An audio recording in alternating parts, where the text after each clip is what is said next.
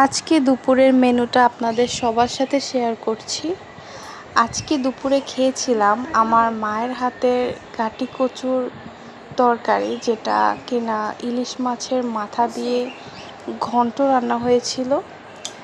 আমি জানি না কার অঞ্চলে গাটি কচুকে কী বলে, বাট আমাদের অঞ্চলে গাটি কচু বলে।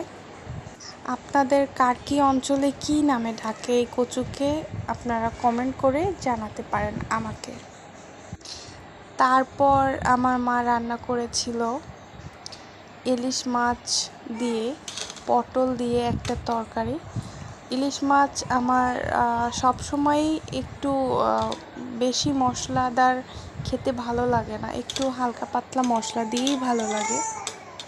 আরেকটা কথা, ইলিশ মাছ আমি সব তরকারির সাথে অনেক বেশি ভালোবাসি, আমার অনেক ভালো লাগে। আর